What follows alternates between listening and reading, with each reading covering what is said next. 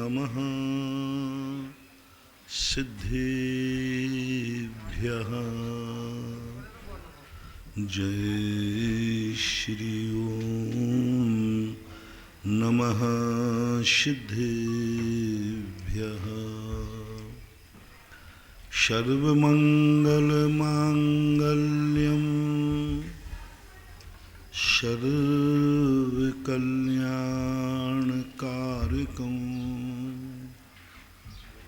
प्रधानं सर्वधर्माणां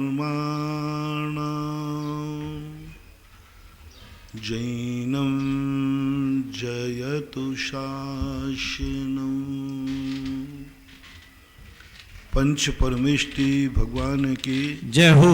आचार्य श्री गुरुवर कुंद कुंद महाराज की जय हो। आचार्य श्री गुरुवर विद्यासागर महाराज की जय हो। परम उपकारी निर्यापक श्रमण मुनि पुंगव श्री सुधासागर जी महाराज की जय। आचार्य संघ की जय। प्रत्येक द्रव्य में दो प्रकार के दृष्टिकोण की शक्ति विद्यमान रहती है। एक वह शक्ति जो शक्ति सदा शुद्ध रहती है, एक वह शक्ति जो सदा निमित्त के अधीन रहती है, अशुद्ध रहती है। देखने वाला व्यक्ति जब समझने वाला, सोचने वाला, ध्यान करने वाला ध्याता जब उस निमित्त शक्ति पर ध्यान देता है तो आकुल परिणाम होते हैं, दुख होता है, अच्छे बुरे की कल्पना होती है। और जब कोई ज्ञाता उस द्रव्य त्रिकालिक शक्ति पर ध्यान देता है तो आनंद की अनुभूति होती है, मलकियत की अनुभूति होती है। ऐसे अनुभूति होती है जैसे एक कंजूस आदमी होता है। कंजूस आदमी खर्च करने में आनंद नहीं बनाता। जब उसका पैसा खर्च होता है तो खर्च के बाद टेंशन होता है। खर्च करते समय आप लोगों को भी थोड़ा सा विकल्प तो आता है, आज इतना रुपया खर्च हो गया। चाहे भली उसका उपयोग हुआ हो, चाहे भली वो आपके काम आया हो, चाहे भली वो औषधि आदि अच्छे कार्य में लिया हो, चाहे भली वो दान के लिए भी क्यों ना हो।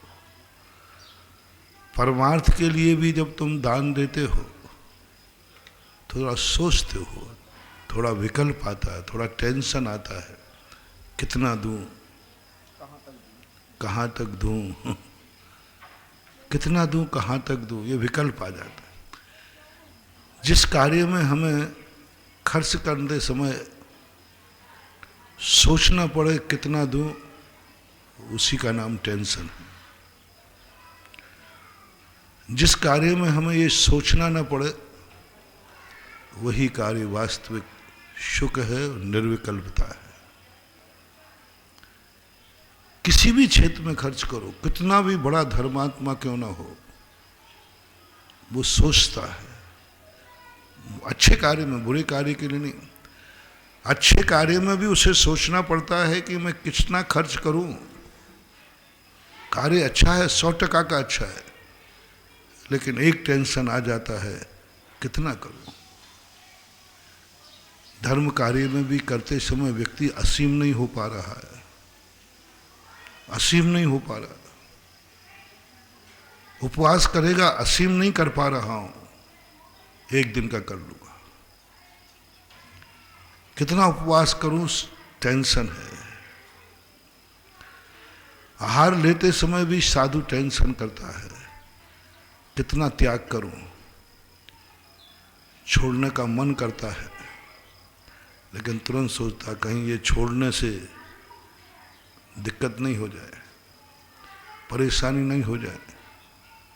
तो फिर वो सीमित करता है, ठीक है मैं 6 रसों में से इतना छोड़ता हूँ, इतनी सब्जी छोड़ता हूँ, इतनी चीज छोड़ता हूँ। वो असीम का साहस नहीं करता है कि मैं सब छोड़ता हूँ। सब नहीं छोड़ने का अर्थ है अभी त्याग तुम्हारे लिए टेंशन का कारण है, तुम्हें ऐसे मन में भाव है। पूज्यवर उमा स्वामी ने, सभी आचार्यों ने जब भी त्याग की बात कही यथाशक्ति शब्द लगा दिया।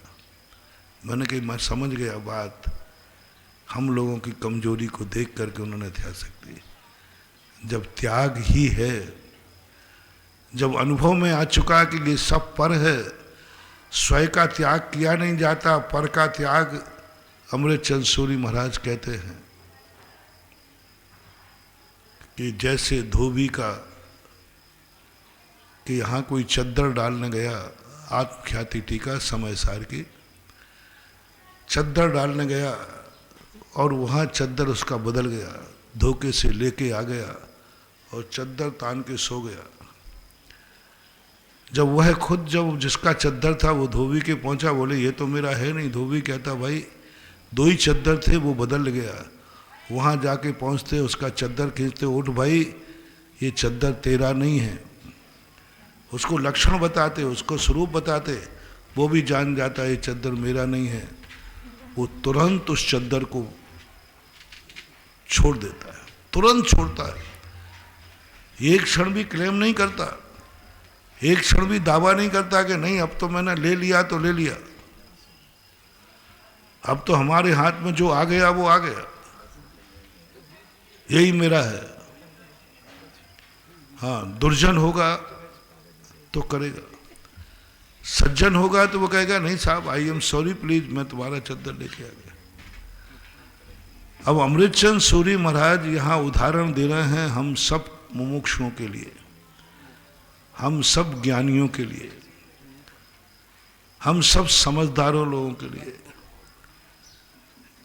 कि बोलो तुम ये जान चुके हो जो कुछ तुम्हारी जिंदगी में है ये सब तुम्हारा खुद का है कि पर है। जो कुछ भी अपने पास है, आपके पास धन दौलत परिवार, हमारे पास शरीर, सब कुछ जो कुछ भी है, कर्म नौकर्म सब, तो हमने कहा कि जी सब कुछ पर है। ये तुम्हारा निर्णय हो गया कि नहीं हो गया? बोले हो गया। गुरु ने आके समझाया, जिनवाणी माँ ने आके समझाया और हम समझ भी गए। बुद्धू नहीं है अपन लोग, तुम भी और हम भी। जैनी तो इतना बुद्धू होते ही नहीं, वो तो सब जानता है कि पर क्या है और स्वयं क्या है, सब जान रहे, सबको मालूम है ये सब धन दौलत सब पर है, सब यहीं छूट के जाएगा। शरीर भी मैं जान रहा हूँ यही सब छूटेगा। तो आचार्य कहते हैं जब तू जान गया ये पर है, तब तुझे पता चल गया कि पर है, तो पर वस्तु को तो तुरंत छोड़ना चाहिए, तुरंत छोड़ना चाहिए, तुरंत। 1 सेकंड की भी देरी क्यों? बस अपनी कसाई जागी। 2 कारणों से कसाई जागेगी।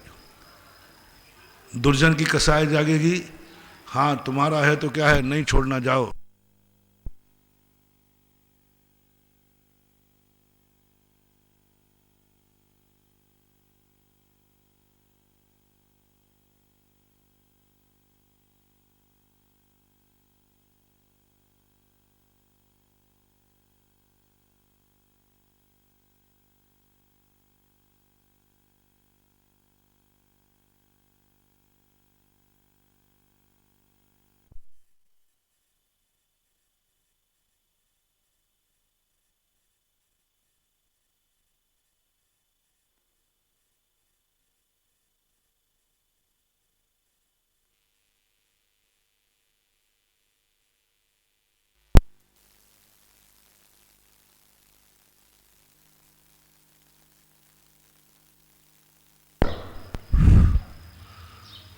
दुर्जन तो ये कहेगा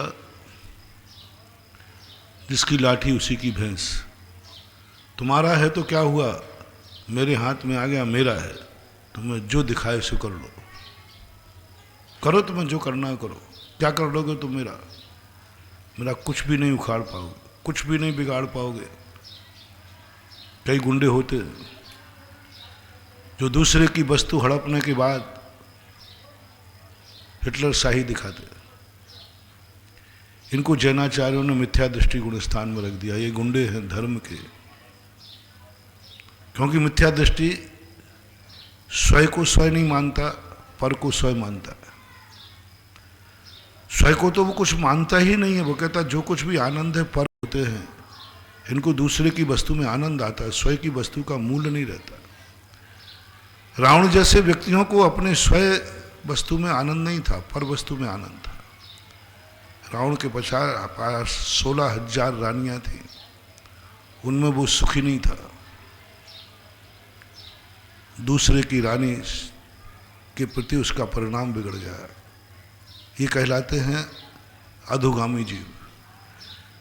जब जब तुम्हारे पास दो वस्तुएं हों, एक स्वयं की और एक पर की, व्यवहारिकता के नाते पर वस्तु में तुम्हें आनंद ज्यादा दिखे और स्वयं वस्तु में आनंद है ही नहीं, आनंद फीका दिखने लग जाए, समझ लेना तुम्हारे बुरे दिन आने वाले हैं। कोटेशन बनाए, मंत्र बनाए, होमवर्क ले। जब जब व्यवहारिकता मिले, जब जब तुम्हें अपनी वस्तु, वही वस्तु तुम्हारे पास है, वही दूसरे के पास है, अपनी वस्तु में रस नहीं आ रहा है, अपनी वस्तु से तुम बोर हो चुके हो, अपनी वस्तु को तुम देखना पसंद नहीं करते, बोलना पसंद नहीं करते, अपनी वस्तु में तुम्हें कुछ भी आनंद नहीं आ रहा है, और दूसरे की बस पास वही वस्तु है, उसमें तुम्हें आनंद आ रहा है, रस आ रहा है, बार बार उसके पर आंख उठती है, बहुत बार, समझ लेना तुम्हारी नियति ठीक नहीं है। मैं उसकी नहीं कह रहा हूं जिसके पास है नहीं, जिसके पास की वस्तु कोई काम की नहीं है। भेद करना, उसकी वस्तु है, सब कुछ है, जड़ भी हो सकती है, चेतन भी हो सकता है। दोनों वस्तुएं तुम्हारे पास बराबर हैं और उपयोगी भी है, तुम्हारा काम चल सकता है। उसके बावजूद भी तुम पर नियत खराब करते हो। तुम्हारे पास नहीं होता है तो बात अलग है, तुम्हारे पास तो है, 16,000 रानियां हैं, तेरे पास खुद सोने की लंका है। वरुण द्वीप पर जब रावण ने आक्रमण किया, तब मंत्रियों ने कहा कि हे रावण, हे राजन, एक छोटे से द्वीप के लिए आप क्यों लड़ते हैं? आपके पास क्या कमी है? उन्होंने कहा मेरे पास कोई कमी नहीं है, लेकिन उसके पास वो भी क्यों है? उसके पास वो भी क्यों है? मेरे पास कोई कमी नहीं, ओवरफ्लो है, लेकिन उसके पास उतना सा भी क्यों है? मेरा मन है कि संसार में मेरे अलावा किसी के पास कुछ नहीं रहे। बस उसी समय नीतियों ने बड़ी निंदा की, ये है निकृष्ट आदमी, तेरे पास है, सब कुछ है, ये बहाना नहीं बना सकता कि मेरे पास नहीं है। सब कुछ यही कर रहा है, सारे देश, चाइना यही कर रहा है, सारी दुनिया यही कर रही है। अरे अमेरिका भी एक, कितना धन है उसके पास, सब कुछ दौलत है, लेकिन दूसरे के पास क्यों है, इसी बात की तकलीफ है। मुझे नहीं चाहिए, बहुत सारे लोग इसी में दुखी रहते। मुझे सम्मान नहीं चाहिए, उसका सम्मान क्यों हुआ? मुझे धन नहीं चाहिए, उसको धन क्यों मिला? मुझे माला नहीं पहनना, उसकी माला क्यों, उसको माला क्यों पहनाई गई? मुझे अपनी प्रशंसा नहीं चाहिए, उसकी प्रशंसा क्यों हो रही है? मुझे कोई नहीं है, मैं जहां हूं वहां मस्त हूं, मुझे दुखी यही है कि ये क्यों आगे बढ़ रहा है। सब लोग अपने अपने हृदय को टटोले। तुम्हें टेंशन किस बात का है? तुम्हें कमी किस बात की है? महानुभाव थोड़ा देखना अपने आप को कभी, सब कुछ तो है अपने पास। मन है, आंखें हैं, कान है, मुंह है, शरीर है, स्वस्थ है, भोजन है, पानी है, सब कुछ तो है। चलो मैं अपने शुरू करता हूं। मैं अपने मन से पूछता हूं, रे मन बता तेरे पास क्या कमी है। मैं पूछता रहता हूं अपने आप से, तेरे पास क्या कमी है ये बता दे। मेरे पास तो कोई कमी नहीं, मैं तो अपने आप में पूर्ण हूं। मैं तो अपने आप में पूर्ण हूं। आपसे पूछता हूं, आपके पास क्या कमी बोलो। पूनम बाबू, क्या कमी है? तुम्हारा गांव तो अच्छा है ना, भीलवाड़ा अच्छा है, घर में होके आया हूं, बहुत बढ़िया। बाल बच्चे हैं, परिवार सब है, आंखें फांखें कान वान, क्या कमी है? फिर टेंशन काहे को लेते? पागलपन है। अपन को कई बार अपन सोचना ऐसा लगता है कि सब अपन लोग पागल बैठे हैं। कमी नाम की कोई चीज ही नहीं, सब कमी है। जैनियों के तो मैं 90% कहता हूं सब कुछ उनके पास रहती है। भगवान भी है। इतना अच्छा भगवान किसके पास हो बोलो? इतना बढ़िया भगवान है, निर्दोष। इतना बढ़िया गुरु है, निर्ग्रंथ है। गुरु हमारा इतना बढ़िया, और जिनवाणी जैसी माता, ऐसी पवित्र माता।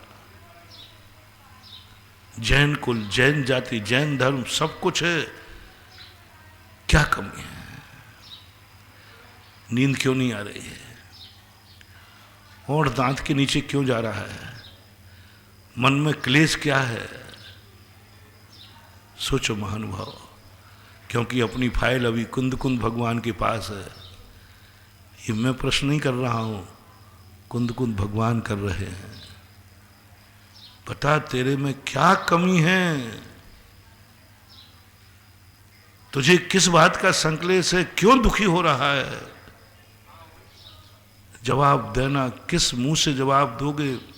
कुंद कुंद भगवान हैं परम गुरु, कलिकाल सर्वज्ञ।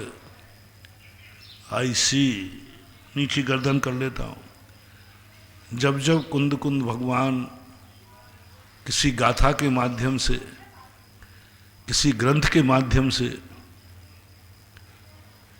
हम लोगों को दुखी देखकर, मन में आकुल व्याकुल परिणाम देखकर कभी प्रश्न करते हैं, अरे बावला तेरे पास कमी क्या है ये बता दे। पंचम काल में तू मुनि बन गया है, ये तो चौथे काल का भेद था। क्या कमी है तुझे? चारों तरफ जयकार हो रही है। श्रावक आहार देने खड़ा है, श्रावक तुम्हें औषधि दे रहा है, तुम्हारी चिंता कर रहा है। ऐसे जंगलों में अच्छे अच्छे राजाओं की व्यवस्था नहीं हो। महाराजा तेरी व्यवस्था हो रही है।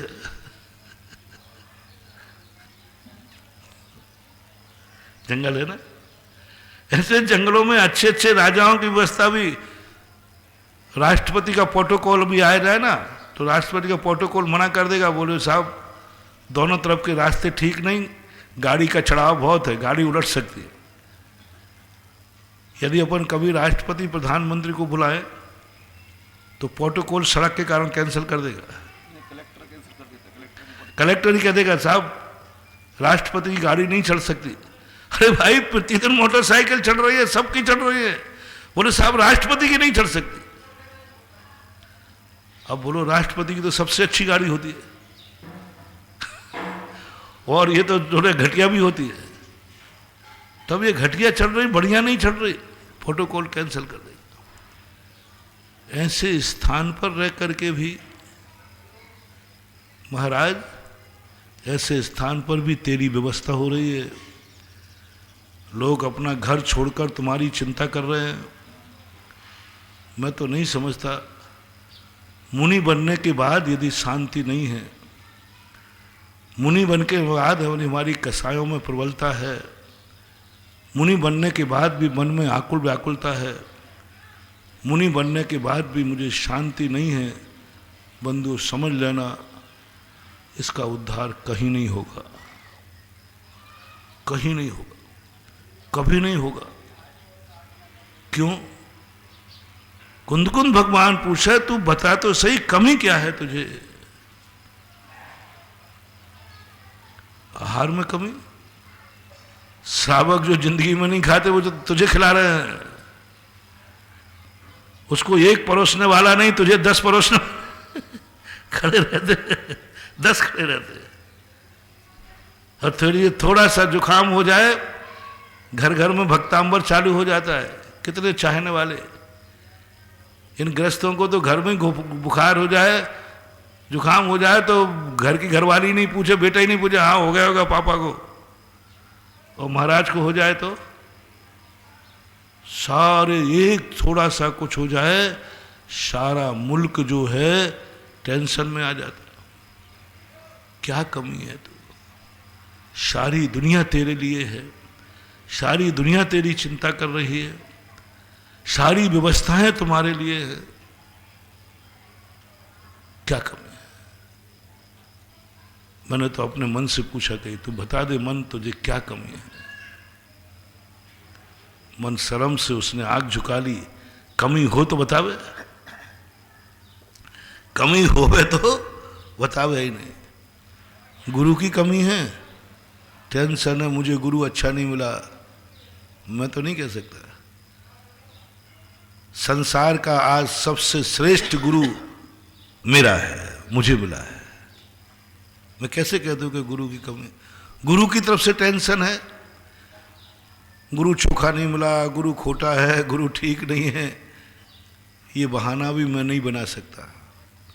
बोलो महानुभाव, आज संसार का सबसे ज्येष्ठ और श्रेष्ठ गुरु कौन है? गर्व से कहो। और वो मेरा गुरु है। मन ने कहा इससे अच्छा गुरु ना तो अभी है किसी के पास, और भविष्य की कल्पना मत करना।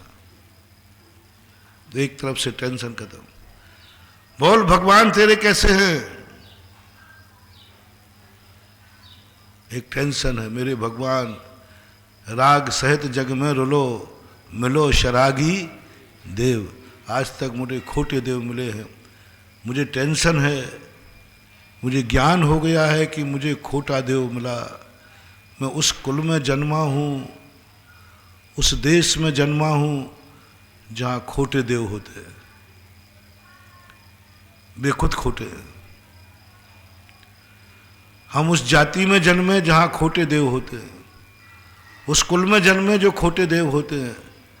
मेरा बाप उन देवताओं को मानता है जो खोटे हैं। ऐसे कई लोग होते हैं। मेरे पास टेंशन आता है, बोले महाराज मैं खोटे देव साथ गुरु को छोड़ना चाहता हूँ, लेकिन नहीं छोड़ पाता, मेरा परिवार ही उन खोटों को मान। मुझे तो ज्ञान हो गया, मुझे तो अनुभव में आ गया। हमारे महाराष्ट्र आदि के संस्थान में बच्चे आते ना, वे बड़े प्रश्न करते, रोते, बोले महाराज मुझे ज्ञान हो गया कि सच्चा देव कौन है, खोटे देव कौन है, लेकिन मैं कैसे छोड़ूं? मेरा बाप खोटे देव को मानता है, मेरी माँ खोटे देव को मानती, मेरा पूरा परिवार खोटे देव को मानता, पूरा मोहल्ला खोटे देव को मानता, पूरी जाति खोटों को मैं करूं क्या अकेला? बड़ा टेंशन है, बहुत टेंशन होता है। महाराष्ट्र के बच्चे जब हमारे संस्थान से, महाराष्ट्र का है एमपी के सभी जगह के बच्चे जब संस्थान से पढ़ते हैं, शास्त्री कर लेते हैं, तो उनको बड़ा ज्ञान हो जाता है। रत्नाल साहब का चार वो पहली बार में ही पढ़ लेते हैं, उनको ज्ञान हो जाता है कि खोटे देव कौन। छठाला उनको पढ़ाया जाता है खोटे देव कौन, पढ़ करके उनको ज्ञान हो जाता है। लेकिन वो बालक है, परिवार की तरफ देखते हैं तो प्रश्न करते, महाराज मैं क्या करूं? बड़ा टेंशन है। वहां घर में नहीं मानो तो झगड़ा टंटा चालू हो। कई बच्चियों को ऐसा होता है, कई बार ऐसे ससुराल मिल जाती है जहाँ खोटो सभी चेलना रानी नहीं हो सकती। चेलना भी टेंशन में ही रहती थी, अपने भाग को सराहो, अपने भाग को सराहो। तुम्हारा देव कैसा है, सदोष की निर्दोष, कौन रोक रहा है तुम्हें? तुम्हारे बाप दादे भी सदोष उस निर्दोष को ही मानते, जाति भी मानती, कौन रोक रहा है? सच्चे देव खोटे देव को पास जाने के लिए कौन बाध्य कर रहा है तुम्हें? मुझे तो कोई नहीं कर रहा, हम महाराजों को कोई नहीं कर रहा, आपको कौन बाध्य कर रहा है? तुम्हारे बाप, तुम्हारी माँ, परिवार? अरे नहीं महाराज, आपने तो हम सबको सुधार दिया। अब समस्या उनको है टेंशन के जिनके बाप दादे नहीं सुधरे। यहां राजस्थान एमपी इनमें तो हम आचार्य महाराज मुनि महाराज विहार कर रहे हैं, लेकिन कुछ प्रांत ऐसे हैं जहां पर हम लोग नहीं जा पाए। बच्चे यहां आ गए तो सुधर गए, लेकिन बाप यहां नहीं आए, मम्मी यहां नहीं आई, रिश्तेदार यहां नहीं आए। अब एक अकेला बच्चा क्या करे? गर्व करो रे, हमें ऐसे माँ बाप मिले, ऐसा परिवार मिला, ऐसे भगवान मिले जो 100% चोखे हैं। और कोई बाध्यता नहीं है, कोई हमारे लिए बाध्य नहीं करता कि तुम खोटों को मानो। बोलो, जिनवाणी माँ कौन सी मिली? खोटी के चोखी। हमें तो चारों अनियोग चोखे मिले, और हमें तो ये भी ज्ञान हो गया कि चोखे कौन है। हमें तो वो कुंद कुंद की मूल परंपरा मिली, वो कुंद कुंद की मूल परंपरा मिली जहाँ 16 बननी का उपदेश मिलता है। 16 बननी का उपदेश मिला, 15 बननी भी नहीं चलती, बट्टा है ही नहीं। ज्ञान मिला, शास्त्रों को पढ़ लो, बहुत बड़ी चीज। ऐसे साथ मेरे गुरु ने पढ़ा दिए 100%, 100% के साथ, जहां कोई गड़बड़ी नहीं है। ऐसी जिनवाणी को पढ़ने के बाद भी अब टेंशन किसका है? आप लोग और हम लोग सब समझें किसका टेंशन है। बस एक सबसे बड़ी वीक पॉइंट है,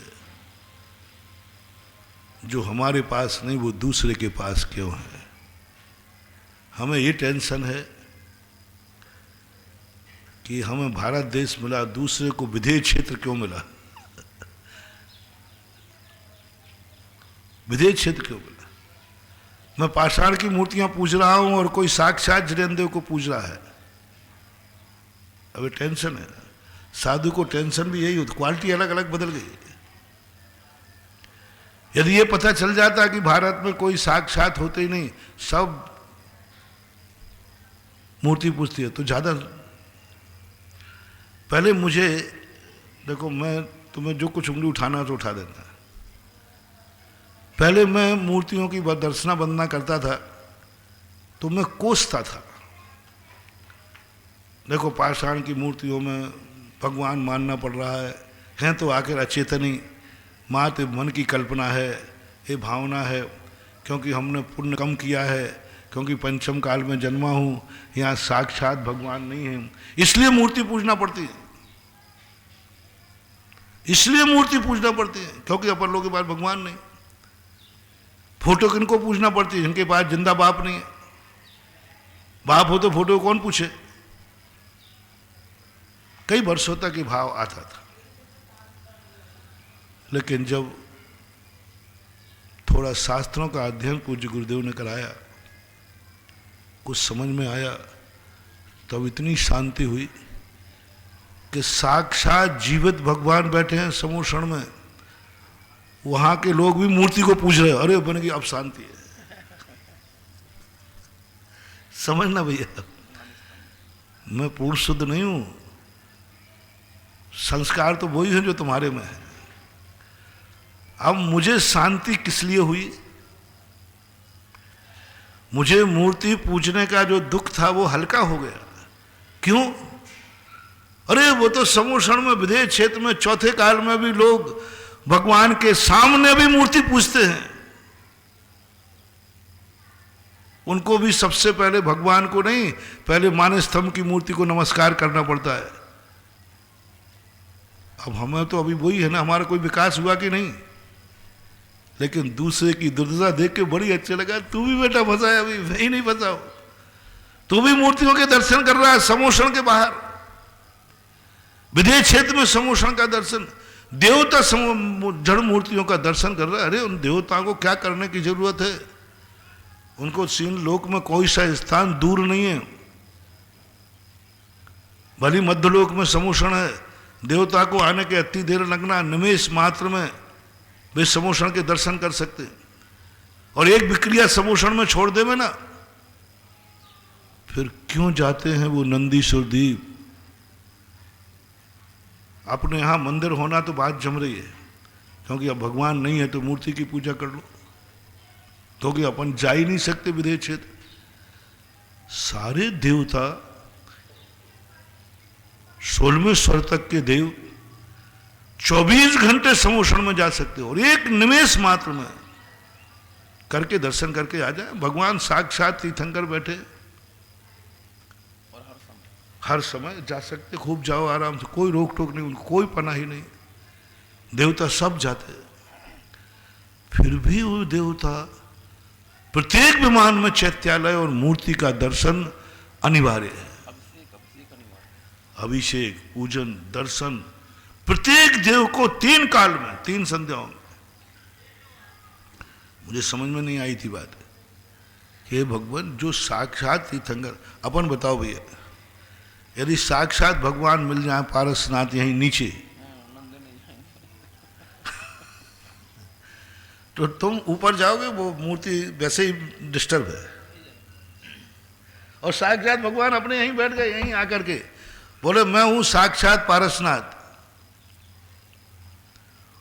ऊपर बेचारे भगवान तरस जाएंगे कि एक आध तो आ जा रे, अपन सब कहां रुक जाएंगे? अरे साक्षात भगवान मिल गए, अब क्या जाना उसको। ऊपर वाला पारसनाथ कहेगा भैया एक आध तो आ जा, बोले भगवान बैठो आराम से, आप तो पाषाण में हैं, ये तो साक्षात मिल गया। और सब यही करेंगे, लेकिन मेरा भ्रम टूट गया, मेरी आस्थाएं मूर्ति के प्रति 100 गुनी हो गई, मेरी भक्ति 100 गुनी हो गई, मेरे नमोस्त में दम आ गया, मेरे दर्शन में दम आ गया। पहले मजबूरी में करता था, ठीक है, नाना मामा से काना मामा अच्छा। अब साक्षात बाप मर गए तो फोटो ही को देख लो, क्या करें? बाप के मरने के बाद माला किसको पहना दे दो? फोटो को। चलो कोई बात नहीं, है तो सही। ऐसे ही मैं करता था, चलो भाई अपनी किस्मत फूटी है, साक्षात जिनेन्द्र देव नहीं मिला, इसलिए अपन पाषाण को मूर्ति का वर्णन करते हैं। लेकिन जब ये सारा चिंतन किया, मन ने कहा तू तो मजबूरी में दर्शन कर रहा है, देवताओं को तो मजबूरी नहीं है, वे तो समोषण में जा सकते हैं और कोई कार्य में विघ्न नहीं पड़ना, मूल शरीर उनका अपने कार्य करे, विक्रिया भेजना है, नहीं गए। चलो उनको इसलिए संतुष्टि नहीं होती क्योंकि मूल शरीर विमान से बाहर नहीं निकलता। मैं कुतर्क बहुत करता हूं अपने आप से। देवता से कह सकते हैं कि देवता इसलिए मूल चैत्यालय की वंदना करते हैं घर में, क्योंकि वहां मूल शरीर से करना पड़ता है, समोषण के दर्शन विक्रिया से होते हैं, विक्रिया करके जाना पड़ता है, इसलिए मूल शरीर का आनंद लेने के लिए हर को मूड में चाहिए। चलो ठीक है, बात सही है,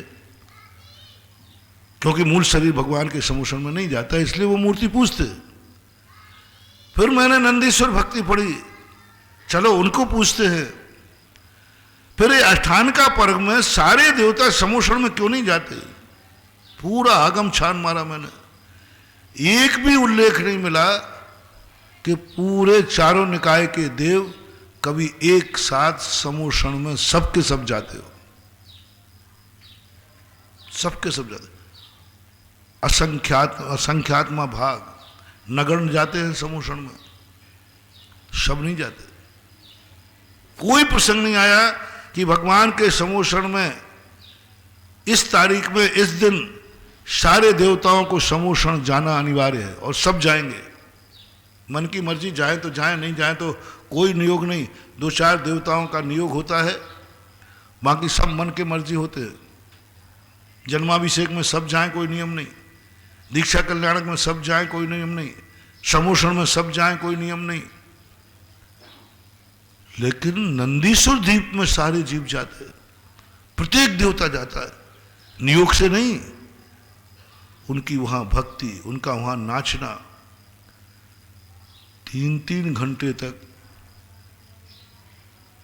ऐसा नाच करते, ऐसी भक्ति करते, भाव विभोर होकर प्रत्येक देवता।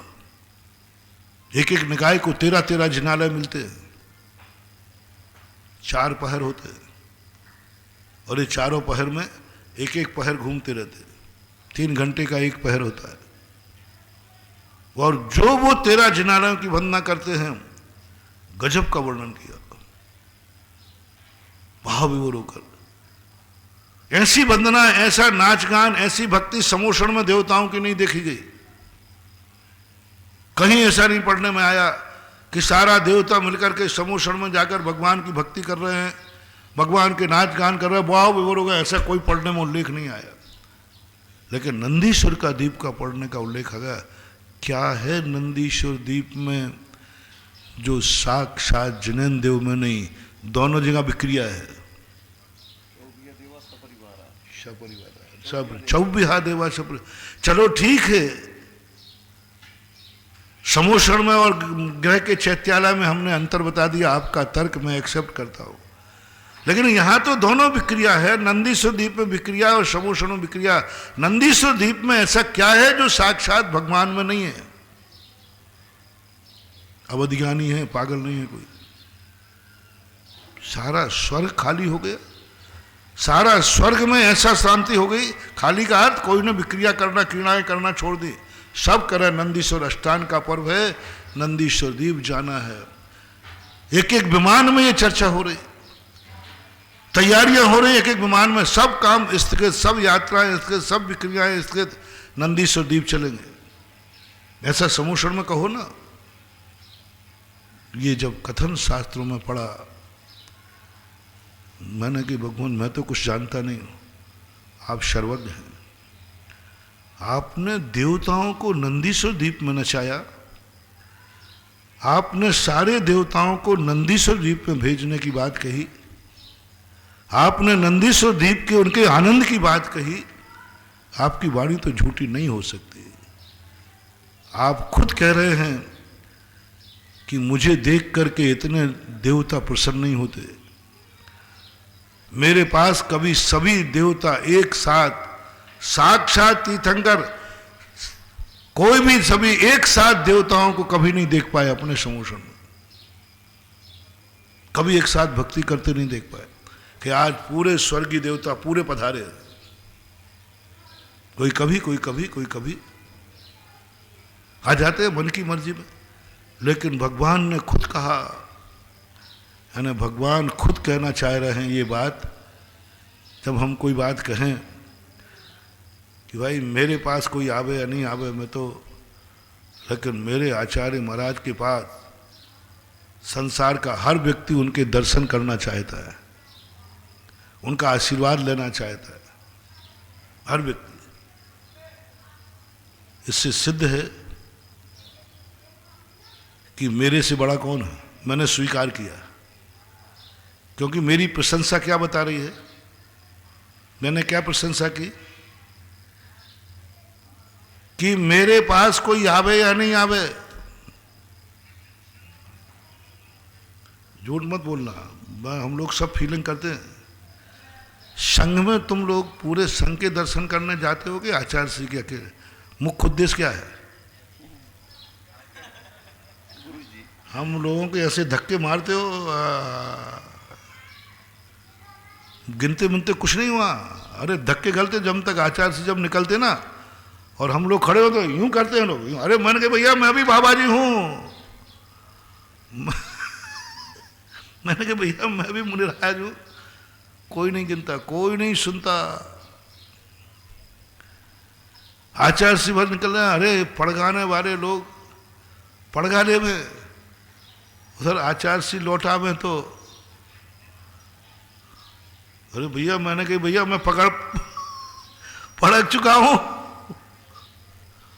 इतना भाव विभोर हो जाता है। पड़ गए मुनिराज, कई बार लौटना पड़ा हम लोग। जैसे हम लोग पड़गा लिया, परिक्रमा दे ली और चल उधर आचार्य से लौट के आ गए, तो तुम्हारी फिर तुम आचार्य से पढ़ो भैया मैं खड़ा हूं, वो आचार्य से पड़गाने में लग जाते, हम लौट जाते भैया क्या कर। यानी तुमने जो चौका लगाया है, मूल ओरिजिनल भाव क्या है? जल्दी जल्दी बोल दो, अब जो है सो है, महावीर की जय है। अब वो नहीं मिले तो मजबूरी है कि दूसरे महाराज ले लो, मजबूरी है। पहला तो क्या है, वो तुम्हारे पड़गाने के बाद, अब पड़गाने के बाद आपको कायदा से पड़गा के आचार्य को नहीं पड़गाना चाहिए, क्योंकि हमने एक महाराज पड़गा लिए। अब महाराज ऐसा होता है क्या? और थोड़ी उम्मीद और हो कि हमारे यहाँ आ सकते हैं, तो कहो तुम ये नहीं कह दो महाराज जी आप दूसरी जगह चले जाओ, अंदर से तो कह देते हो, ऊपर से मुंह चीज है। मैं बिल्कुल वो कोई व्यंग नहीं कर रहा हूँ, कोई उल्हाना नहीं दे रहा हूँ, मैं गुरु की महिमा बता रहा हूँ। वो गुरु इतना महिमामान है।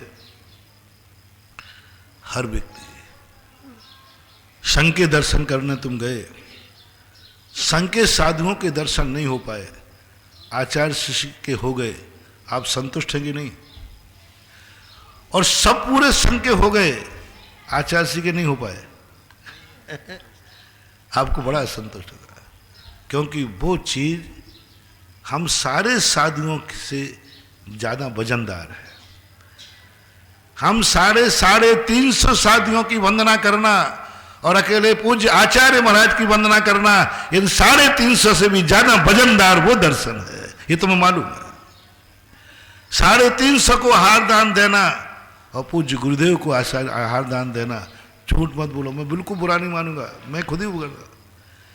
एक और कहा जाए तुमसे कि देखो 3.5 हमारे 350 पीछीधारी हम लोग, 350 लोगों के आहार होंगे आपके चौके में, महावीर लेकिन आचार्य का नहीं होगा। और किसी ने कह दिया आचार्य का होगा तो 350 का नहीं होगा, झूठ मत बोलो, सीधी सीधी बोल दो। आप क्या कह दोगे? अंदर से बोलो महाराज मुझे आचार्य से अकेले ठीक है। यहां 350 है, 3.5 तो 350। ओह 350 तराजू पे चढ़ गए, आचार्य से उससे भी ज्यादा वजनदार है। एक ग्रास में महाराज तुम पड़गाने की बात कर रहे हो, 350 को पड़गा करके आहार देना और पूज्य गुरुदेव की अंजलि में एक ग्रास रखना, वही वजनदार होता है, वही आनंद का चीज है। कितने लोग हैं जिन्होंने संघ के साधुओं को संघ में रहकर आहार न दिया हो, उनको उतना गम नहीं है। लेकिन मैंने ऐसे श्रावकों को रोते देखा है जिनके चौके में पूरे संघ के आहार हो गए, लेकिन आचार्य का नहीं हुआ। रोते देखे कि नहीं? सबके हो गए, हम लोगों के सबके हो गए, पूरे क्या 2 बार हो गए, और आचार्य का नहीं हुआ। वो कर्म ठोक रहा है, रो रहा है। और ऐसे व्यक्ति को आचार्य के हो गए लेकिन संघ के किसी के नहीं हुए, वो कहता खुश है महाराज हो गए हमारा तो। अरे मैंने कहा भाई तेरे यहाँ किसी के नहीं हुए, बोले कोई कोटा पूरा हो गया। एक आचार्य का हो गया, खुश है वो। किसी साधु के नहीं हो तो नहीं हो, कोई फर्क नहीं पड़ता उसको। मैं कह रहा हूं कि मेरे गुरु की महिमा अपरंपार।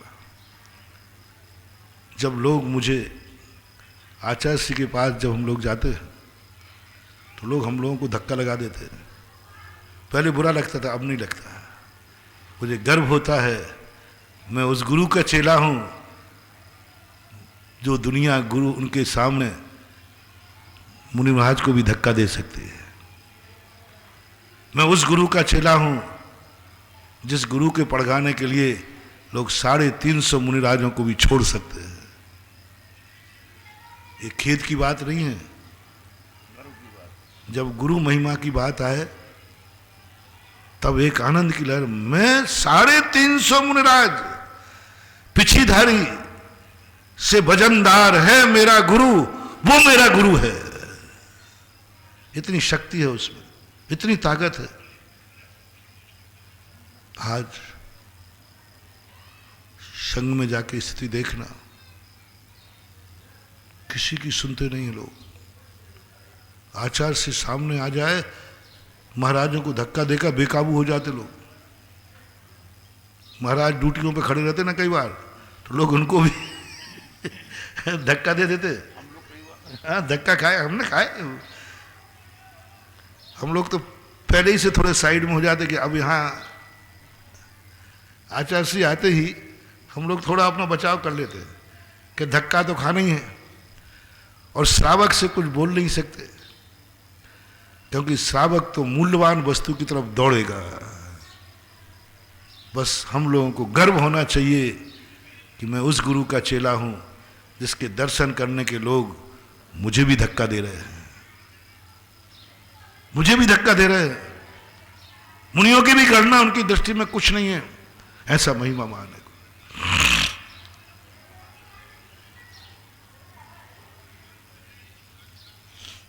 जब मैं ये बात कह रहा हूं, इससे क्या फलीभूत हो रहा है कि हम लोगों में वो ताकत, वो एनर्जी नहीं है जो गुरुदेव में है। मैं ये उदाहरण दे रहा हूं। भगवान महावीर स्वामी ऋषभदेव तीर्थंकर ये कह रहे हैं कि मेरे पास सारे देवता एक साथ कभी नहीं आए। मेरे पास कभी भी उन्होंने, सारे देवताओं ने आकर ऐसा नाच गान नहीं किया। भगवान कह रहे हैं ये सारे देवता नंदीश्वर द्वीप में जाकर के एक साथ भाव विभोर कर नाचते हैं। इससे सिद्ध हो रहा है, भगवान कुछ कह रहे हैं कि मेरे से ज्यादा कुछ ऐसा अतिशय उन नंदीश्वर द्वीप में है जो मेरे से भी ज्यादा है, मेरे से भी ज्यादा है, मेरे समोषण से भी ज्यादा है। समोषण में देवताओं को वो आनंद नहीं आया जो नंदीश्वर में आया। समोषण में वे देवता नहीं नाचे जो नंदीश्वर में नाचे। समोषण में सारे समूह के पूरे देवताओं ने जाना अनिवार्य नहीं समझा, चले जाएंगे, मन की मर्जी है, वहां जाना अनिवार्य समझा, जाएंगे। ये वर्णन जब मैंने नंदीश्वर द्वीप का पुराणों में पढ़ा तब देख करके मैं दंग रह गया कि भगवान क्या कह रहे हैं आप नंदीश्वर द्वीप की महिमा गाएंगे तो आपकी महिमा कम होगी, ये दुनिया जान जाएगी। आप क्या प्रवचन बोल रहे हो? आप आचार्य विद्यासागर की महिमा गाएंगे तो आपकी महिमा कम होगी, हम लोग समझेंगे आप ही सब कुछ हो। हम तो आपको ही सब कुछ मानते हैं और आप आचार्य श्री की महिमा गा रहे हो, इसका अर्थ है कि आपकी महिमा गिरेगी। आपने खुद स्वीकार कर लिया है कि मेरे से भी बड़ी शक्ति है, मेरे से भी बड़ी शक्ति है। मुझे इसका कोई गम नहीं है। यदि किसी गुणवान की बढ़ोतरी होती है और मैं उनके सामने गुणहीन सिद्ध होता हूं तो मैं स्वीकार करता हूं, मैं इतने में आनंद हूं कि ऐसा गुणवान मेरी पृथ्वी पर है और जो मेरा गुरु है। मैं गुणवान हूं, इसका दुख, इसकी खुशी मुझे इतनी नहीं है, और मैं गुणहीन हो जाऊंगा इसका दुख भी मुझे नहीं है। मुझे इसकी खुशी है जो मेरे से भी श्रेष्ठ है, वो मेरा गुरु है। गुण से प्रमोदम में क्या होता है? वो स्वयं गुणवान नहीं होता। वो बात तो समझ में आती है जब स्वयं गुणवान हो, स्वयं गुणवान हो, उस समय आनंद हो क्योंकि गुण प्रकट हुआ है। स्वयं की जयकार हो तो आनंद होना स्वाभाविक है। स्वयं को ऊंचाइयों पर पहुंचे, आनंदित हो, बात समझ में आती है। स्वयं को ऊंचाइयां मिली, स्वयं की जय जयकार हुई, ये कोई बड़ी बात नहीं। लेकिन किसी दूसरे ने ऊंचाइयां छुई हैं और नाच तुम रहे हो, भक्ति क्या है? भक्ति क्या है? कुछ नहीं बंधु, कुछ नहीं भक्ति। भक्ति का अर्थ है कि हमारे पास गुण नहीं है, किसी के गुण देखकर हम नाच उठे। जब जब तुम्हारे पास, मैं उसको नहीं नचा रहा हूं जिसको गुण की प्राप्ति हो गई, मैं उसको नहीं नचा रहा हूं जो धन प्राप्त हो गया, मैं उसको नचा रहा हूं जो पड़ोसी के गुण को देखकर, धन को देखकर नाच रहा है। मैंने एक बार एक बालक से कराया था, फेल हो गया बालक। बोले महाराज जी मैं फेल हो गया, मैं फेल हो गया, बहुत मेहनत की मैंने। महाराज जी कोई उपाय बताओ, अगली साल में फेल नहीं हो। मैंने कहा कोई तुम्हारी क्लास में पास हुआ है? बोले हुआ है। तुम्हारी उससे दोस्ती थी? बोले थी, थोड़ी थोड़ी थी। मैंने कि आज तुम पास हो जाते तो क्या करते? मेरे बेहूदे सैंपल होते, ध्यान रखना। यदि तुम पास हो जाते तो क्या करते? मिठाई बांटते ना। आज तुम्हारी क्लास में कोई व्यक्ति पास हुआ है, स्कूल टॉप किया है उसने, आज तुम बाजार जाओ, मिठाई लाओ और सबको बांटो और कहो आज मेरे क्लास में मेरे एक साथी ने कॉलेज टॉप किया है, उसने टॉप किया है, मुझे खुशी है, मैं उसकी खुशी में मिठाई बांट रहा हूं। तेरे क्या हाल है? मैं तो फेल हुआ हूं। है कोई माई का लाल? स्वयं फेल होने पर दूसरे के पास होने की मिठाई बांट रहा है। मैंने बंटवाई थी, मैंने कही उसकी खुशी में बांट दो, अंदर से बांटना रहे, नहीं तो रोते हुए बांटे, खुश होके बांटना। मैं ना सही पास हुआ, मेरी क्लास में कोई तो पास हुआ, ये खुशी से मिठाई बांट दे। और सब पूछेंगे तेरे से मिठाई किस बात की? वो पास हुआ है ना, उसको भी मिठाई खिला के आना जो पास हुआ है। मिठाई का बोले भाई मिठाई किस बात की? बोले तू पास हुआ है कि नहीं, तेरे पास होने की मिठाई मैं तुझे खिला रहा हूं। वो पूछेगा तेरा क्या हाल है? मैं तो फेल हुआ हूं, मेरी छोड़, मैं तो फेल हुआ हूं, मेरी छोड़, तू पास हुआ, मिठाई खा, मेरी चिंता कर, मैं तो फेल हो गया हूं, मेरी चिंता छोड़, मुझे ही चिंता नहीं है मेरी, मैं तो तेरे लिए खिला रहा हूं, तू मिठाई खा, तू पास हुआ है। अगली साल वो विद्यार्थी पास हुआ। मैंने कुछ नहीं दिया बंधु, न परिवार मंत्र तंत्र है, बस मैं तो शास्त्रों को पढ़ता हूँ, जिनवाणी को, इन्हीं को बैठा बैठा सोचता रहता हूँ। मैं पढ़ता कम हूँ, थोड़ा पढ़ के सोचता ज़्यादा हूँ। मैं शास्त्रों में जब भक्ति का स्वरूप पढ़ा, सामायिक पाठ पढ़ते पढ़ते गुण सुप्रमोदम पे कई बार मेरे से पूरा सामायिक पाठ नहीं पढ़ पाता, बीच में रुक जाता हूँ, समय हो जाता, फिर याद आया अरे सामायिक पाठ तो पूरा कर ले, अब क्या करूँ, टाइम हो गया। गुण सुप्रमोदम पे मैंने कि इसमें क्या रखा है? दूसरे का पेट भर रहा है, डकार मैं लूं, दूसरे की बढ़ोतरी हो रही, मैं कुर्सी बनाऊं, वो पास हुआ, मिठाई मैं बांटूं, भोजन उसको मिल रहा है, वो और मैं पेट गरम है, मुझे आनंद आ गया। तुमने भोजन कर लिया? बोले आ गया, आनंद आ गया, मजा आ गया। आज का सुधारवादी इसको अच्छा मानेगा कि बुरा? बुरा मानेगा। अरे भाई तू फेल हुआ, उसके पास की मिठाई बांट, पागल भेज देंगे यार।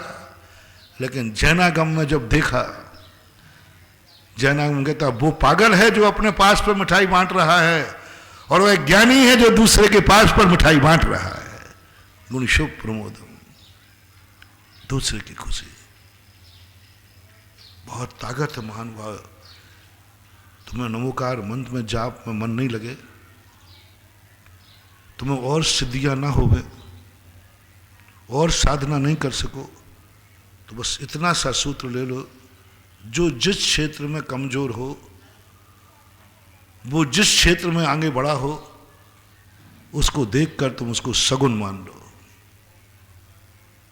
बस सगुन मान लो, उसको जय जयनंद करना शुरू कर दो, उसकी प्रशंसा शुरू कर दो, हो सके तो उसकी खुशी में तुम शामिल होकर मिठाई बांटना शुरू कर दो।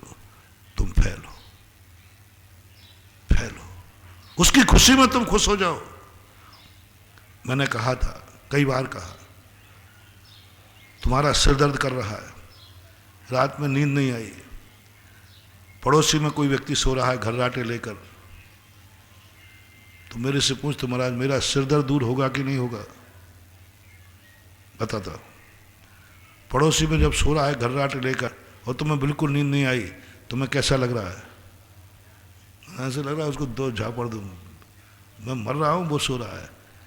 आई एम सॉरी प्लीज, तुम्हारा सिर दर्द कभी ठीक नहीं होगा, तुम्हारा बुखार कभी नहीं उतरेगा, तुम्हें नींद कभी नहीं आई, गोलियां खाओगे।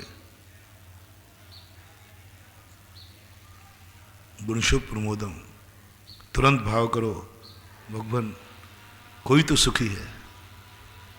मैं तो जन्म जन्म का पापी हूं, लेकिन मेरा पुण्य इतना है कि मेरे बाजू में एक पुण्यात्मा सो रहा है।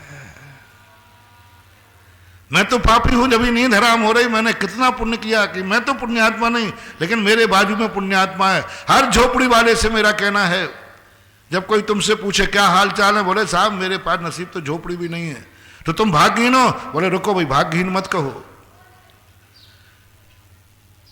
मैं भाग्यहीन हूं कि मेरे पास झोपड़ी नहीं है, लेकिन मैं वो भाग्यवान हूं, मेरी पड़ोसी में एक सेठ हवेली वाला रहता है, ये मेरा भाग्य है। मेरा पड़ोसी पुण्यात्मा है, मैं तो पापी हूं, लेकिन मेरा पड़ोसी पुण्यात्मा है, उसने जरूर मंदिर बनाया होगा, तभी तो उसके पास हवेली है, और मैंने जरूर मंदिर नहीं बनाया होगा, तभी तो मेरे पास फुटपाथ है। इसलिए मैं पुण्यात्मा के बाजू में रहता हूं, यह मुझे आनंद है, मैं ये पुण्य है कोई माई का लाल ऐसा? कितनी बड़ी बात है मानव। मैं तो पुण्यहीन हूं, मेरे पास तो झोपड़ी, लेकिन बाजू में हवेली खड़ी है। क्या बता रहा है भैया, बताओ? वो हवेली उसके पाप से कि पुण्य से? पुण्य से। जरूर उसने कहीं आवास दान दिया होगा, बनाया होगा उसने कहीं मंदिर, पूर्व जन्म में उसने जरूर पुण्य किया होगा। हवेली को देखकर, तुम हवेली को देखकर ईर्ष्या मत करो, हवेली को देखकर देखो, इसने कभी चौलेश्वर में मंदिर की घोषणा की थी, वो हवेली, तुम हवेली में मंदिर देखो। अतीत का बीज फसल मत देखो, अतीत देखो। ये हवेली क्यों? मैंने कल भी शायद जिज्ञासा में कहा था, कार्य को देखोगे तो कसाय भड़केगी, ईर्ष्या भड़केगी, स्पर्धा भड़केगी, और कारण को देखोगे तो अपनी औकात पता चलेगी। एक क्लास में पढ़ने वाले दोनों विद्यार्थी कसाय कर रहे हैं, एक कलेक्टर बन गया, मैं क्लर्क बन गया, दांत खिसखिसाते रहोगे। जब जब कलेक्टर उस क्लर्क को आदेश देगा ना, तो वही है जो मैं क्लास में मारता था तुझे, पीटता था, आज मेरा बॉस बन गया, आपके दांत खिसखिसाएंगे। और थोड़ा अतीत पे चले जाओ, ये 18 घंटे पढ़ता था, मैं 18 घंटे घूमता था, तो अपनी औकात पता चल जाएगी। भक्ति का अर्थ इतना ही नहीं महानुभाव कि हम उनके गुणों की प्रशंसा कर रहे हैं। भक्ति का अर्थ यही नहीं है कि हमें उनके गुणों की प्रशंसा करना है। भक्ति का अर्थ है कि गुणवान के सामने जाने से अपनी खुद की औकात पता चलता है। गुणवान दर्पण है और हमें अपना चेहरा देखने का मौका मिलता है। कहते ना, ऊंट का मान गलत कब होता है? जब वो पहाड़ के, तो वहां पहाड़ के पास इसलिए नहीं भेजा कि ये बड़ा है, पहाड़ के पास इसलिए भेजा कि तू अपनी औकात देख ले। तू ऊंट अपने आप को सबसे बड़ा मानता है, लेकिन पहाड़ की तलहटी में जाता है तो वो भी बौना लगने लग जाता है। गुणवानों के पास इसलिए नहीं भेजा जाता कि वे गुणवान है, गुणवानों के पास इसलिए भेजा जाता है तू अपनी औकात समझ, देख इस हवेली को। उस हवेली में तुम्हें मंदिर दिखना चाहिए, उस हवेली में तुम्हें संतशाला दिखना चाहिए, उस हवेली में तुम्हें धर्मशाला दिखना चाहिए, उस हवेली में तुम्हें दिखना चाहिए मंदिर दिख रहा है मुझे। ये सामने क्या है? बोले मुझे मालूम है, इसने मंदिर बोया था, उसमें से फसल में महल निकला। बीज देखो, फसल मत देखो। आम का फल देख करके मन ललच गया, थोड़ा देखो ये आम का फल कैसे लगा। बीज बोते समय देखो किसान को, फसल लहराते हुए मन ललच जाता है। उस फसल लहराने के पहले किसान जब फसल काटता है तुम्हें ईर्ष्या होती है, कसाय भाव जागता है। थोड़ा रुको, किसान का साल भर पीछा करो। अभी ऐसी गर्मी में भी वह किसान उस खेत में हल चला रहा होगा, बीज बो रहा होगा, पानी दे रहा होगा। वो सब देखो, उसकी साधना, अतीत देखो उसका, तुम्हें औकात पता चल जाएगी। मैंने तो कुछ भी नहीं किया, औकात पता चल। जब जब गुणवानों के पास अपन जाएंगे अपनी असलियत पता चलेगी। अपन से अधिक गुणवान यदि हमारी जिंदगी में नहीं मिलेगा महानुभाव, अपन कौए के समान अहंकारी हो जाएंगे, अहंकारी हो जाएंगे। यदि हमें अपनी औकात पता चलना है तो अपनी जिंदगी में एक गुणवान को जरूर रखना। हर गरीब को एक अमीर से बना के चलना है, हर रोगी को एक निरोगी से बना के चलना है, हर अज्ञानी को एक ज्ञानी से बना के चलना है, एक असंयमी को संयम से बना के चलना है। गृहस्थ के लिए क्यों कहा तुम मुनिराज से बना के चलो। मुनिराज जैसे बन सके मुनिराज से बनाओ, मुनिराज को प्रसन्न करो। मुनिराज तुम्हारी जिंदगी में होना चाहिए। क्यों? तुम असंयमी हो, बेसंयमी है। क्यों? अरे भाई महाराज मैं बना हूं, तुम क्यों इतनी सेवा करते हो? तुम क्यों हार देते हो? क्यों मेरी चिंता करते हो? कौन हूं मैं तुम्हारा? और तुम्हें क्या मिलने वाला है? मैं मुनिराज बना, मेरा कल्याण होगा, तुम्हें क्या मिलने वाला है? जिनवाणी कहती श्राप का चार, महाराज की बातों में मत आना, तुम बना के चलना। महाराज थुतकारें भी तो भी तुम मत जाना, महाराज ठुकराएं तो भी मत जाना। हमारे गुरु महाराज कहते हैं पड़े रहो दरबार में, धक्का धनी के खाओ, खाओ धक्का, चिंता मत करो। महाराज मैं पड़ गया हूं और तुम आते ही नहीं हो, मत आने दे, फिर से लगा, प्रयास कर। महाराज की नहीं पड़ी है, तेरी पड़ी है, क्योंकि तू असंयमी है। जब जब श्राप का चार कहता है, जब जब तुम असंयमी रहो, इसका दुख मत करना कि तुम असंयमी हो। बहुत बड़ा टिप्स दे रहा हूं तुम्हें। तुम गृहस्थ हो, असंयमी हो, घबराना नहीं। महाराज मेरे संयमी नहीं, संयम लेते नहीं बनता, मैं संयम नहीं ले सकता, कोई बात नहीं। महाराज मेरे से कुछ भी त्याग नहीं बनता, कोई बात नहीं। बस किसी संयमी से बना के चलना। तुम शुद्ध भोजन नहीं कर सकते हो, एक संयमी को शुद्ध भोजन कराना।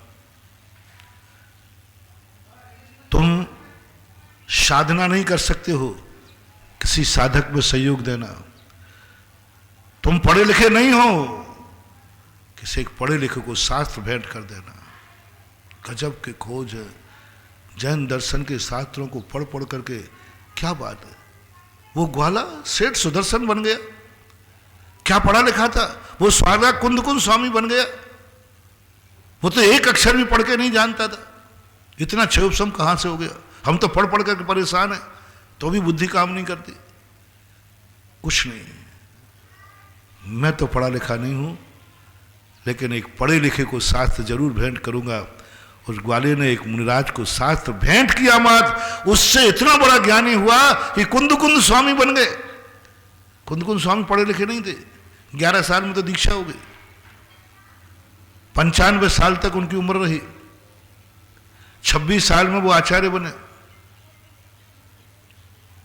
और 11 साल में दीक्षा हुई। अब 11 साल में कौन सी क्लास पढ़े होंगे? 5 भी मुश्किल से, और समय तो वैसे ही। और आज कुंदकुंद स्वामी के साहित्य पर डीलेट हो रही है, पीएचडी कर रहे लोग, फिर भी माथा फोड़ रहे हैं। इतना गहन लिखा, किसका परिणाम? पढ़ने लिखने का नहीं। मैं पढ़ा लिखा हूं या नहीं हूं, अपने में एक हे मूर्खों, हे अज्ञानियों, एक किसी ज्ञानी से जरूर बना के चलना, उसके ज्ञान में सहयोग जरूर करना, उसको ज्ञान दान का, अगर तुम बिल्कुल मत पढ़ना, उसके ज्ञान की व्यवस्था कर देना, उसे ज्ञान की व्यवस्था कर देना, उसको शास्त्र भेंट कर देना। तुम पढ़ो, महाराज जी आप पढ़ लीजिए, बस मैं तो पढ़ा लिखा हूं नहीं। आपने ज्ञान शास्त्र पढ़ा नहीं, पढ़वा दिया। कार्य से भी ज्ञान का क्षोभसम होता है। पढ़ना कृत है और पढ़वाना कार्यत है। ये शास्त्र भेंट करते हो तुम लोग, कार्यत है। मैं तो पढ़ नहीं पाऊंगा, आप पढ़िए महाराज, ऐसा हुआ है। तो इसलिए हर अज्ञानी को, तुम्हारा बच्चे के नंबर कमजोर आ रहे हो, कुछ नहीं करना। आप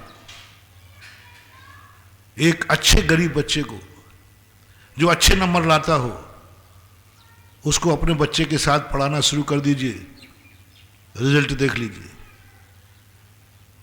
किसी अच्छा पढ़ने वाला बच्ची हो, तुम्हारा बच्चा पढ़ने वाला नहीं है। आप एक बच्चा किसी गरीब का जो अच्छे नंबर लेके आया हो, उसी हॉस्टल में, उसी कमरे में, उसी क्लास में, उसके 2 खर्चे आप उठाइए। मैं इसलिए नहीं कह रहा हूं कि गरीब का बच्चा पढ़ जाएगा, मैं इसलिए कह रहा हूं तुम्हारे बच्चे की अकल ठिकाने आ जाएगी, वो पढ़ जाएगा, अपने आप पढ़ जाएगा। बच्चे से कहना, इसकी बात मानना, इसको जय जिनेंद्र करना, इसके नंबर तुमसे ज्यादा है। हर कम नंबर वाले को अधिक नंबर वाले को जय जिनेंद्र करना चाहिए, ये शास्त्रों का वचन है। हर कम नंबर वाले को, हर चीज में। इसलिए मैं कह रहा हूं, जब तक तुम्हारे में असंयम है, तब तक तुम किसी ना किसी संयमी से बना के चलना। किसी संयमी को अपना गुरु मान लेना, आदर्श मान लेना। कोई पूछे क्यों? क्योंकि मैं असंयमी हूं। और जैसे जैसे उसका संयम बढ़े, आप सामायिक नहीं करते हैं, सामायिक करने वाले को देखकर नमोस्तु कर लेना। आप सामायिक नहीं करते हैं, सामायिक करने वाले को देखकर आनंद से भर जाना। आज दुनिया में कोई तो है जो सामायिक कर रहा है। मुनियों को देखकर तुम बिल्कुल मुनि मत बनो। मात्र एक बात लगा दो, मैं मुनि नहीं बन सकता हूं, नहीं बन रहा हूं, लेकिन मेरे भाग्य है कि जिस पृथ्वी पर मैं जिंदा हूं, उसी पृथ्वी पर आज भी मुनिराज जिंदा है। इतनी आनंद करना बस। देवसेन आचार्य कहते इस कलयुग में भी हीन संगन के साथ भी अन्न का कीड़ा जो है, उसके बावजूद भी दिगंबर मुद्रा धारण करके मुनि विचरण कर रहे हैं। धन्य है, मैं पुण्यहीन नहीं हूं। कैसे नहीं हो? तुम संयम नहीं ले रहे हो। बोले मैं संयम नहीं ले रहा हूं, ये बात पक्का है, लेकिन मेरे नगर में संयमी जीव महाराजों का आना जाना होता है। मैं और ये गुरु संयमी है, बस इतनी आनंद। तुम मुनियों को देखकर आनंद, तुम्हें संयम, मैं तुम्हारा दुख भुला रहा हूं। मैं मुनि नहीं बना हूं, इसका दुख मत करना। मैं मुनियों का दर्शन करता हूं, मेरे गुरु मुनिराज हैं, और मैं उस पृथ्वी पर हूं जहां मुनि विचरण करते हैं। मुनि के दर्शन करते ही अपने असंयम पने का दुख भूल जाओ और आनंद में झूम पड़ो। आओ भाग्य मेरो उदय आयो, दरस गुरु जी को लख लो। बस दुख क्या था तुम्हें कि मैं मुनि क्यों नहीं बना? कोई बात नहीं, मुनि को बन गए। जो मुनि बन गए उनको देख के कैसा लगता है? तुम तो नहीं बने। जो मुनि बन गए उनको देख के कैसा लगा? आनंद आता है। जाओ,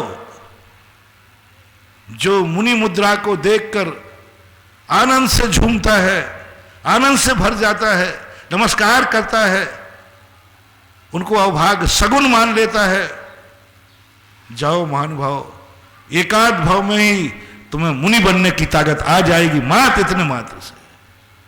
क्योंकि तुमने कहा इतने मात्र से। मैं तो नहीं बना, मैं तो पास नहीं हुआ, मैं तो अमीर नहीं हूं। इसलिए मैंने कहा था ना, जिस दिन बोलियां लगे उस दिन गरीबों को जरूर आना चाहिए। इसलिए नहीं कि बोली लेंगे, इसलिए कि जो बोली लेगा उसको जय जिनेंद्र करना है।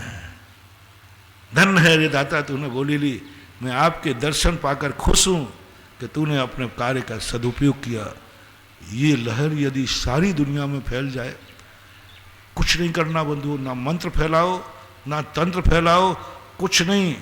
माद गुणशु प्रमोदम का मंत्र प्रत्येक आत्मा में फैल जाए, सारे संसार की समस्याओं का समाधान हो जाएगा, सुसाइड बंद हो जाएगी, हीन भाव खत्म हो जाएगा, हीन भाव खत्म हो जाएगा, कसाएं खत्म हो जाएंगी।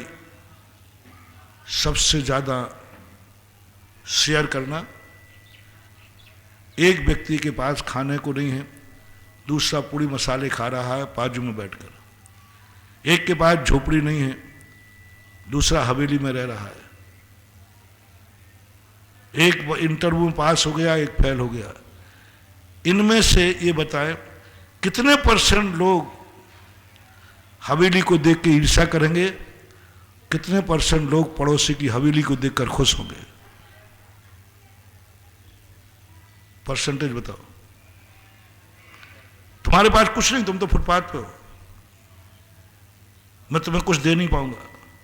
हवेली को देखकर तुम्हें कैसा लगता है? कितने % लोग जलेंगे, कितने % लोग उस हवेली को देखकर खुश होंगे?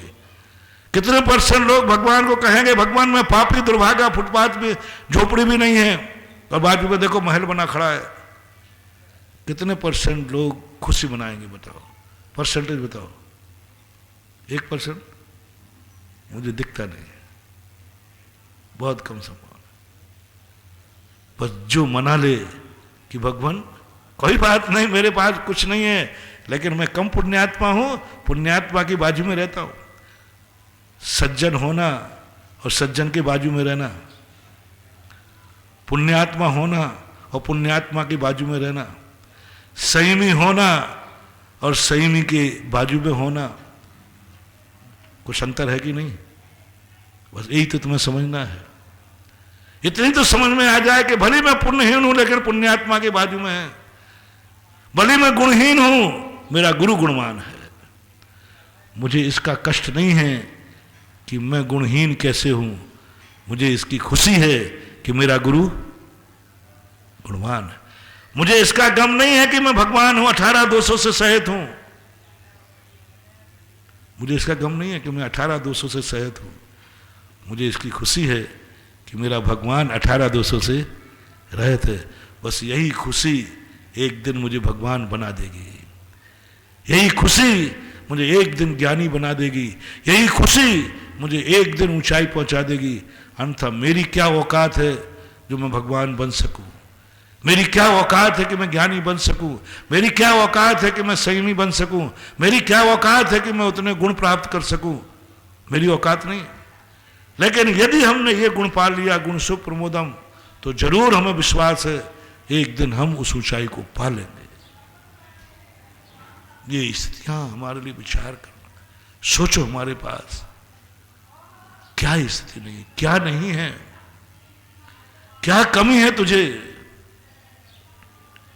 कुंद कुंद स्वामी पूछ रहे हैं क्यों तेरा सामायिक में मन नहीं लग रहा है? क्या बात?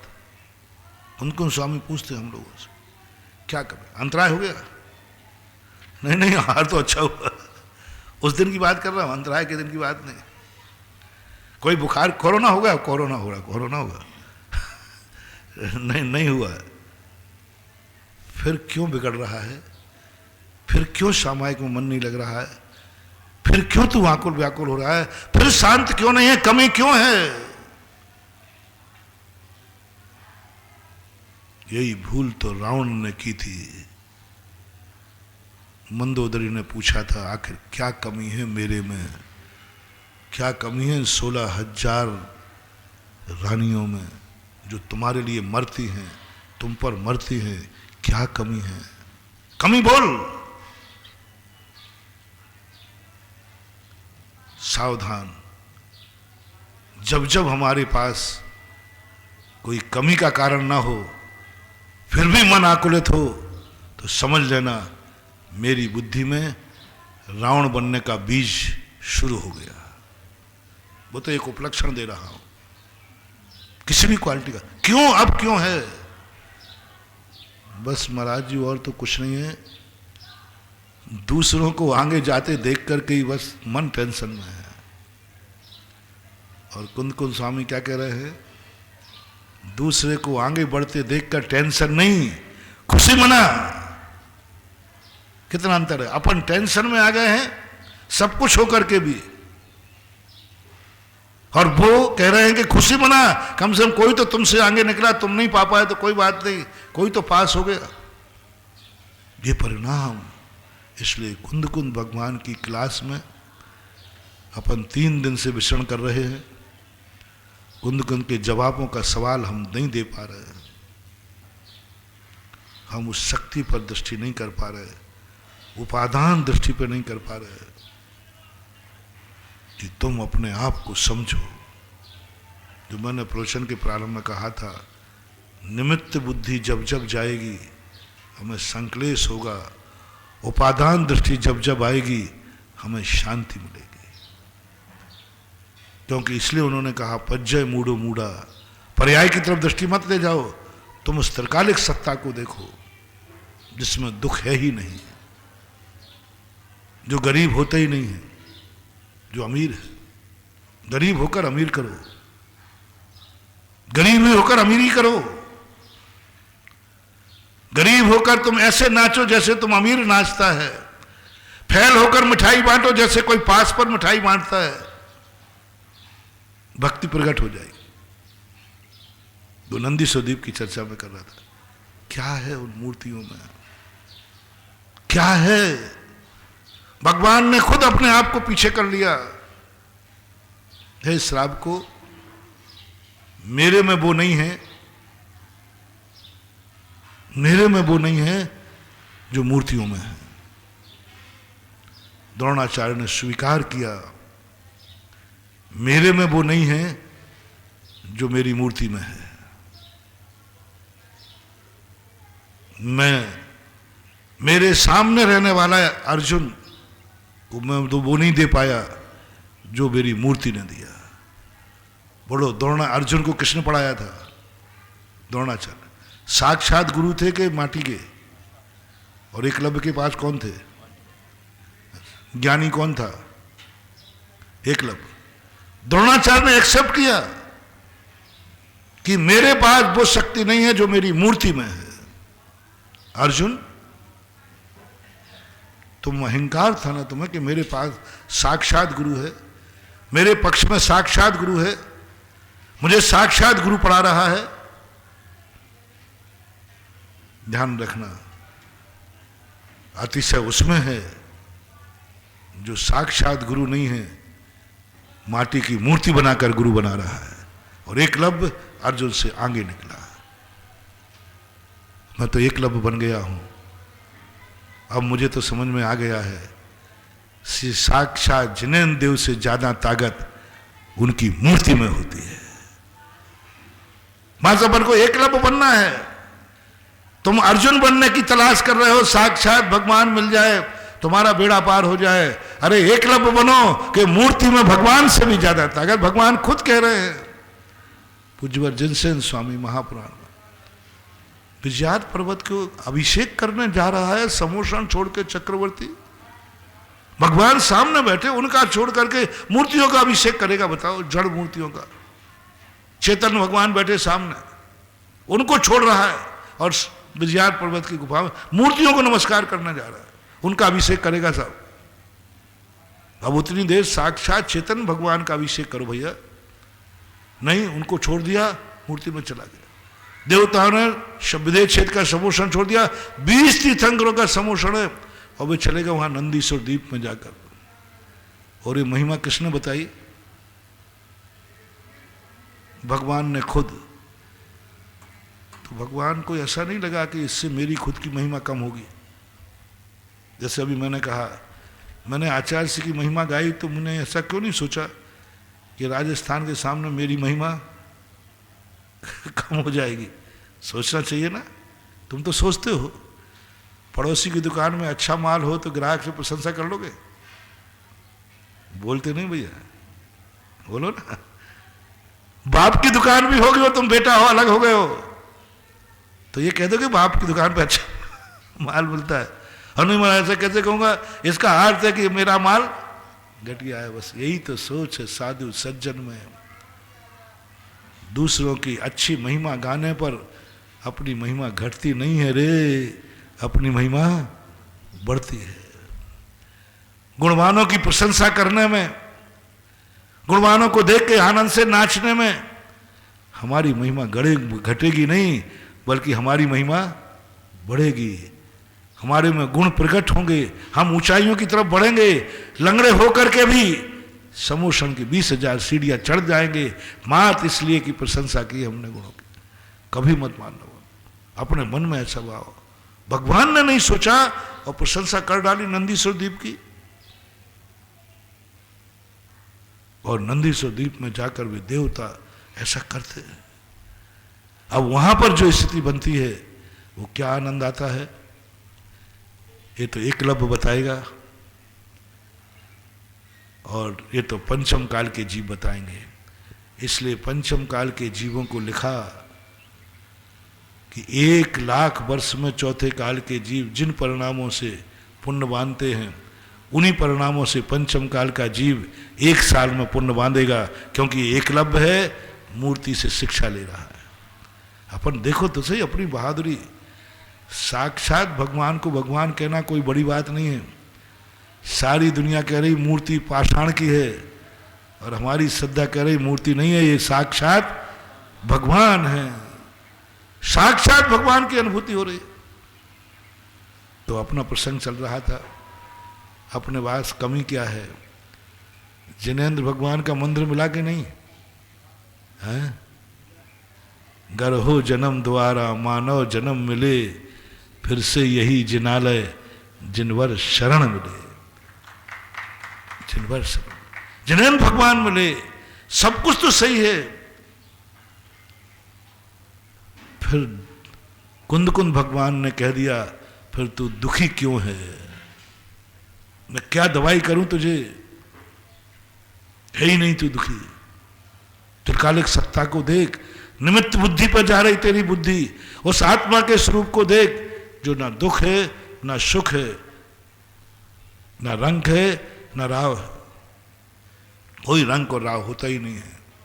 ये तो पर्याय दृष्टि है, ये तो पर दृष्टि है। और पर को छोड़ते समय जो प्रसंग अपना प्रसंग में चला था कि हम जो पूज्यवर अमृतचंद सूरी महाराज ने कहा, जान गया ना तू ये चादर किसकी है? धोखे से, मेरी भूल से मेरे पास आ गई, और अब पता चल गया ये चादर उसकी है।